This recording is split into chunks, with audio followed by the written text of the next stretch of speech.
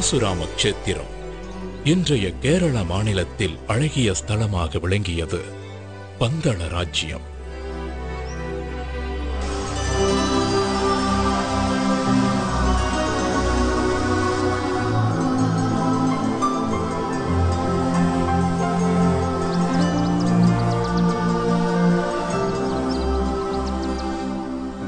வனங்கள் சூழ்ந்த பூமி.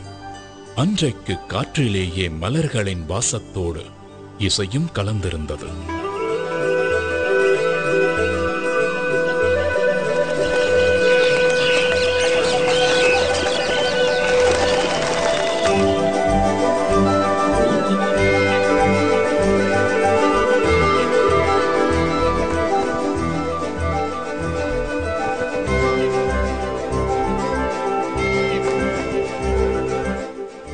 சூரியன் பந்தள ராஜ்யத்தின் மேல் இதமான மென்மை சூட்டோடு மண்டியிருந்தார்.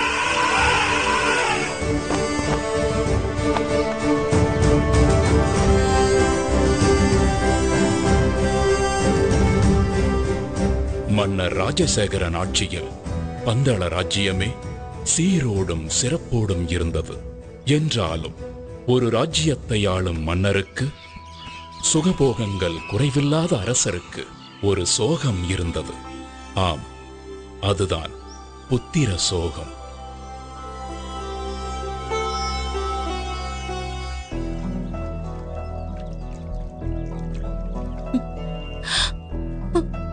இதை எண்ணி தினமும் கண்ணீர் வடித்துக் கொண்டிருந்த மகாராணி கோப்பெரும் தேவிக்கு எப்படி ஆறுதல் சொல்வதென்றே தெரியாமல் தவித்தார் மன்னர் ராஜசேகரன்.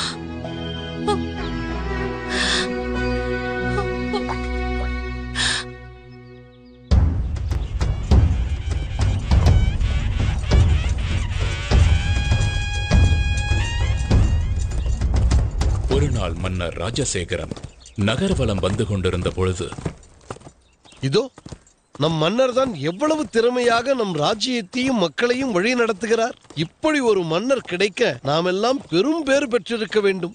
உண்மைதான். ஆனால் எல்லாம் இருந்தும் என்ன பயன்? நம் அரசருக்கு புத்திர பாக்கியம் இல்லையே. நம் மன்னருக்கு பிறகு இந்த ராஜ்யத்தை ஆள ஒரு வாரிசு இல்லாமல் போய்விட்டதே. இதை கேட்டதுமே மன்னர் பெருமான் மனம் நொந்து போனார். கடைசியாக கடவுளிடம் முறையிடுவதைத் தவிர அவருக்கு வேறு வழி ஏதும் தோன்றவில்லை.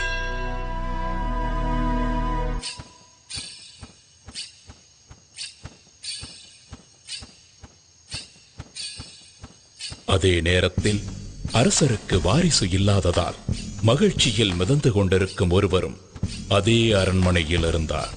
அவர்தான் பந்தள ராஜ்யத்தின் அமைச்சர்.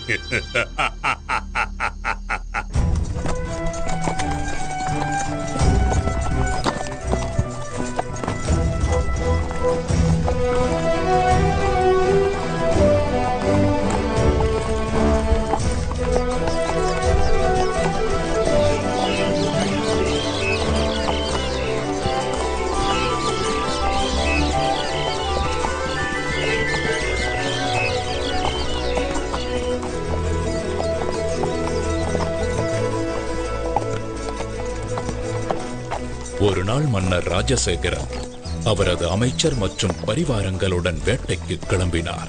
அன்றைக்கு என்றுமில்லாத அதிசயமாக மனதில் அமைதி நிலவுவதையும் நெஞ்சம் மகிழ்ச்சி அடைவதையும் உணர்ந்தார். அமைச்சரே, இன்று காலையிலிருந்தே என்னை சுற்றி நற்சகுனங்களாகவே நடந்து கொண்டிருக்கிறது. என்னுடைய வாழ்வில் ஏதோ நல்லது நடக்கப் போகின்றது போலவும், உள்ளத்தில் புதைந்திருக்கும் சோகத்திற்கு வழி கிடைக்கப் போகிறது போலவும் தோன்றுகிறது. அப்படி நடந்தால் எனக்கும் மிகவும் மகிழ்ச்சிதான் அரசே. மன்னரின் நம்பிக்கைக்குரியவனாய் நடித்துக் கொண்டு மன்னரின் இடத்தை பிடிக்க மனக்கோட்டை கட்டிக் கொண்டிருக்கும் அமைச்சர், வாரிசு இல்லாத ராஜ்யம் அடுத்து எனக்குத்தான் என்று நினைக்கும் வேளையில் ஒரு பச்சிளம் குழந்தையின் குரல் கேட்டு மன்னர் சிலிர்த்து போனார். குரல் கேட்ட இடத்தை நெருங்க அங்கே ஒரு அழகான ஆண் குழந்தை கழுத்தில் மணிமாலையுடன் தவழ்ந்து கொண்டிருந்தது. யார் இந்த குழந்தை? இந்த குழந்தை எங்கே எப்படி வந்திருக்க கூடும்? குடியிருப்புகளே இல்லாத இந்த வனப்பகுதியில் இந்த குழந்தையை யார் விட்டு சென்று இருப்பார்கள்? ஹரிஹர புத்திரனான குழந்தையின் கழுத்தில் மணிமாலை ஒன்றை சூடி ஒரு தெய்வீக நிகழ்வின் மூலமாக பம்பா நதிக்கரையில் வீற்றிருக்கச் செய்தார் மகேசன். மிருகங்கள் அதிகம் வாழுகின்ற ஒரு வனப்பகுதி இது. எங்கே ஒரு குழந்தை இருக்கிறது என்றால் என்ன அர்த்தம்? அந்த ஆண்டவன் தான் என் பிரார்த்தனையை கேட்டு கருணையுடன் அனுப்பி வைத்திருக்கிறார். அப்படித்தான் இருக்க வேண்டும். அதனால்தான் இன்று என் மனதில் இனம் புரியாத சந்தோஷம் நிலவியதோ. இறைவா, உனக்கு நன்றி.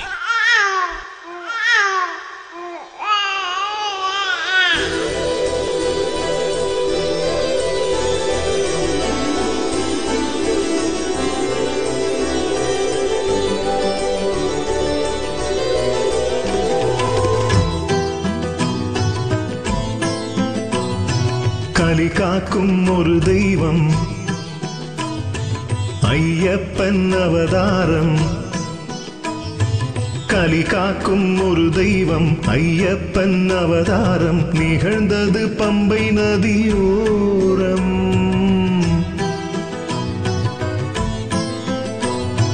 கலி காக்கும் ஒரு தெய்வம் ஐயப்பன் அவதாரம் நிகழ்ந்தது பம்பை நதியோரம். ஆழ்வார்கள் பாட்டும் தேவார கூத்தும், ஆழ்வார்கள் பாட்டும் தேவார கூத்தும் அரங்கேற்றி வைத்த அவதார ரூபம். விண்ணோர் வரம் மண்ணோர் தவம், விண்ணோர் வரம் மண்ணோர் தவம். ஐயன் வந்தான் ஆனந்தமே. கலி காக்கும் ஒரு தெய்வம் ஐயப்பன் அவதாரம் நிகழ்ந்தது பம்பை நதியோரம்.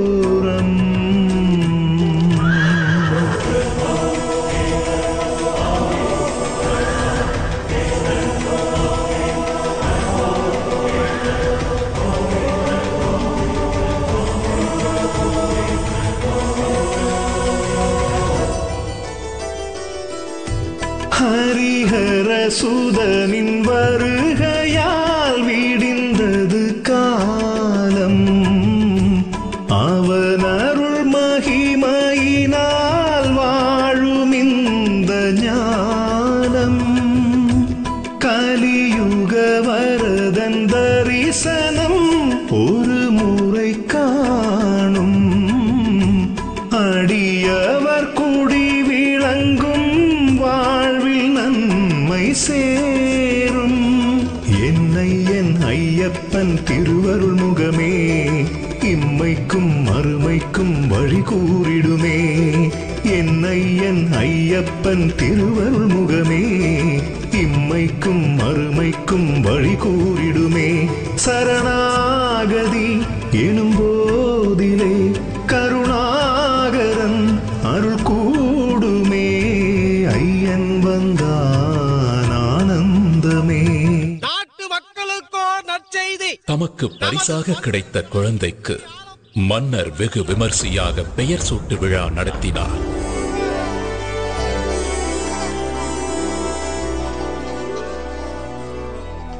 மணிமாலையுடன் இருக்கும் இந்த குழந்தைக்கு மணிகண்டன் என்று பெயர் சூட்டுகிறேன்.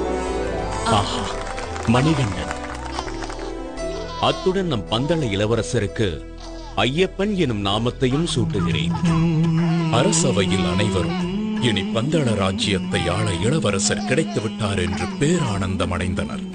வாரிசே இல்லாத மன்னரின் மறைவுக்கு பிறகு நாட்டை தன்வசப்படுத்திக் கொள்ளலாம் என்று கற்பனையில் மிதந்து கொண்டிருந்த அமைச்சருக்கு மணிகண்டனின் வரவு மிகவும் அதிர்ச்சியாக இருந்தது. மணிமுத்து கழுத்தில் தவழ்வதால் மணிகண்ட நாமம். இனி இதை ஏழுலகும் வேதமென்று ஓதும். மணிகண்ட மழலை சிரிப்பிலே குழலிசை தோர்க்கும். முகம் கண்டு முழுமதியும் நேரில் வந்து வாழ்த்தும். பொன்னென்ன பொருளென்ன ஐயன் முன்னே எது ஒன்றும் ஈடில்லை இவனுக்கிங்கே. பொன்னென்ன பொருளென்ன ஐயன் முன்னே எது ஒன்றும் ஈடில்லை இவனுக்கிங்கே. மலர் பாதமே பட்டாலுமே துயர் யாவுமே விட்டோடுமே. ஐயன் வந்தான் ஆனந்தமே. கலி காக்கும் ஒரு தெய்வம் ஐயப்பன் அவதாரம் நிகழ்ந்தது பம்பை நதியோரம். இந்த தெய்வ குழந்தை பந்தளத்திற்கு வந்த நேரம் நெடுங்காலமாக குழந்தை செல்வமே இல்லாத மகாராணி கோப்பெருந்தேவி தன் வயிற்றில் ஒரு ஆண் குழந்தையை பெற்றெடுத்தாள்.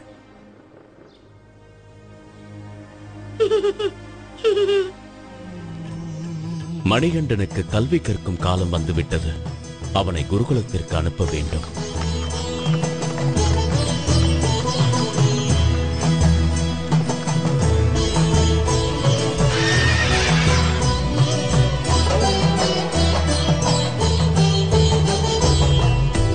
ஆதர்மங்கள் உலகில் எழுகையில் இறையருள் தோன்றும். அறவழி எடுத்து சொல்லி பாதை ஒன்று காட்டும்.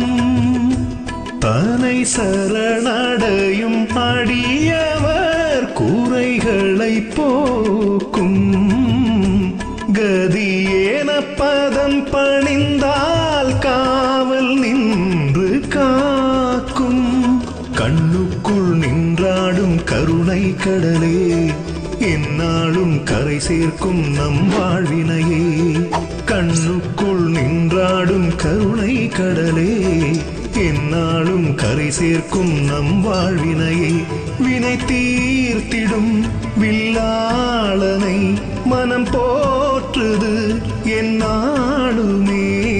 ஐயன் வந்தான் ஆனந்தமே. கலி காக்கும் ஒரு தெய்வம் ஐயப்பன் அவதாரம் நிகழ்ந்தது பம்பை நதியோரம்.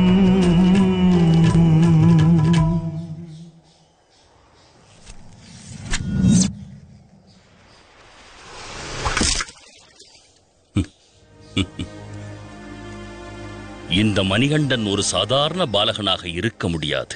இவர் ஒரு அவதார புருஷனாகத்தான் இருக்க வேண்டும். இவருக்கு குருவாக இருந்து கல்வி கற்றுத் தருவது நான் செய்த பூர்வ புண்ணியம். மணிகண்டன் குருகுலத்திலேயே சிறந்த மாணவனாக திகழ்ந்தார். கல்வி, கேள்வி, ஞானம் மற்றும் அனைத்து விதமான கலைகளையும் விரைவிலேயே கற்றுத் தேர்ந்தார்.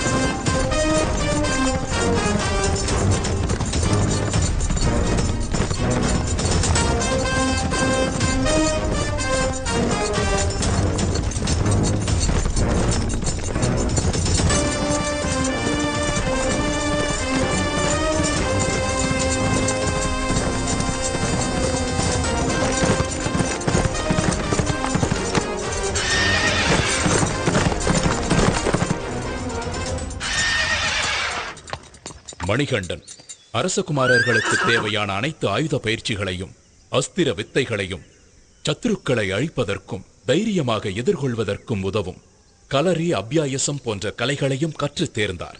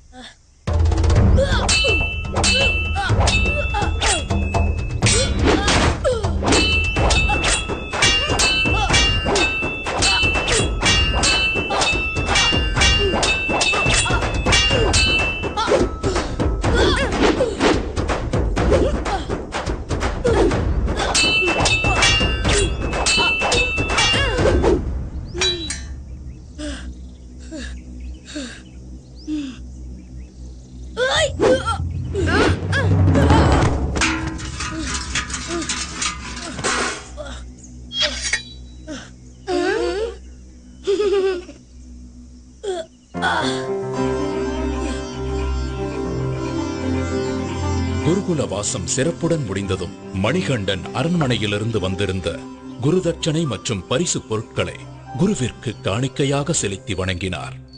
குருவே, தாங்கள் திருவருளால் நான் நிறைந்த கல்வியையும் சகலவிதமான கலைகளையும் கற்றுக்கொண்டேன்.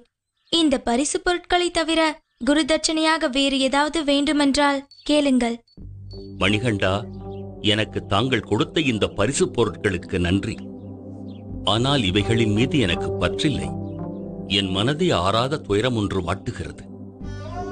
அதை தாங்கள்தான் போக்க வேண்டும். குருவே, தங்கள் மனதை ஆட்கொண்டிருக்கும் துயரம் என்ன என்பதை நான் அறிவேன். அந்த துயர் துடைக்கும் சரியான தருணமும் இதுவே. பிறவியிலேயே வாய்ப்பேச முடியாத தங்களுடைய மகனை என் முன்னே அழைத்து வாருங்கள். நான் சொல்லாமலேயே என் மனக்குறையை அறிந்து கொண்டாரே. இதுதான் கடவுளின் சித்தமோ?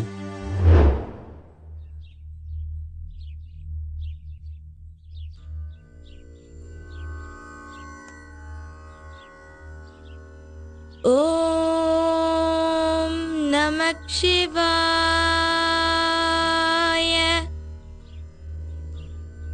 ஓம் நமோ நாராயணாய. எங்கே சொல் பார்க்கலாம். ஓம் நம சிவாய. அப்படித்தான், பேசு. ஓம் நமோ நாராயணாய.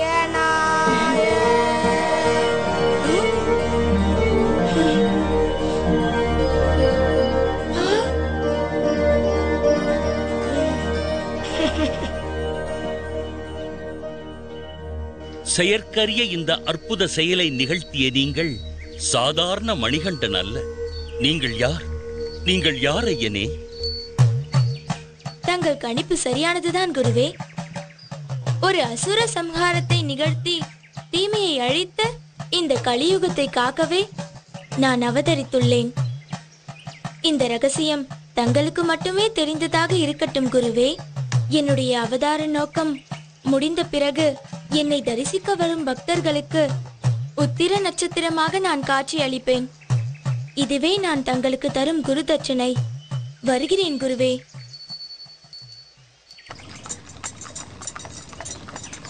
குருகுல வாசம் முடிந்து அரண்மனைக்கு திரும்பிய மணிகண்டனை ஆனந்த கண்ணீருடன் மகாராணி வரவேற்றார்.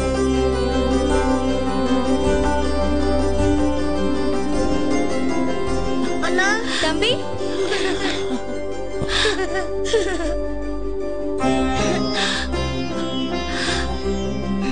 மணிகண்டா, என் குழந்தைதான் எவ்வளவு வளர்ந்து விட்டான். எத்தனை அழகாக இருக்கின்றான்.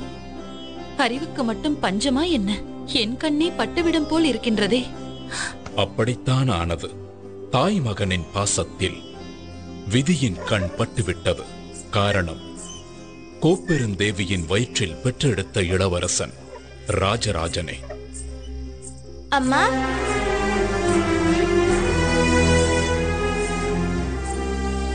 இதனை கண்ட வஞ்சக எண்ணம் கொண்ட அமைச்சர் பெருமகிழ்ச்சி அடைந்தார். காரணம், துஷ்ட எண்ணம் கொண்ட அமைச்சர் தெய்வீக தன்மை கொண்ட ஐயப்பனை நெருங்கும் போதெல்லாம் இனம் புரியாத மனசஞ்சலம் அடைந்தார்.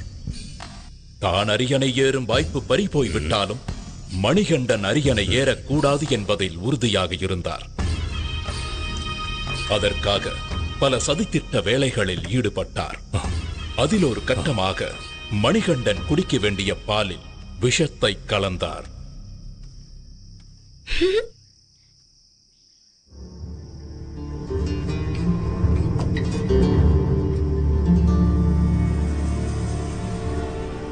அந்த விஷம் கலந்த பாலை குடித்த மணிகண்டன் மயக்கமடைந்தார். அம்மா.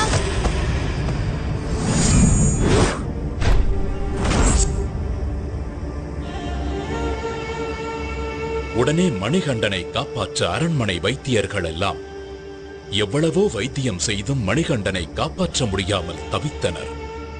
இந்நிலையில் சிவபெருமான் வைத்தியர் ரூபம் எடுத்து அரண்மனைக்கு வந்தார்.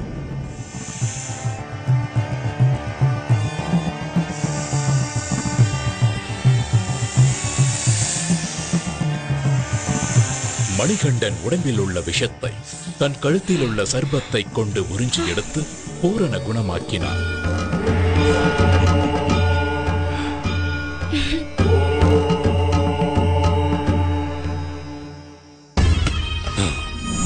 இந்த திட்டமும் முறியடிக்கப்பட்டு விட்டது. நான் வேறு ஒரு திட்டத்தை யோசிக்கிறேன்.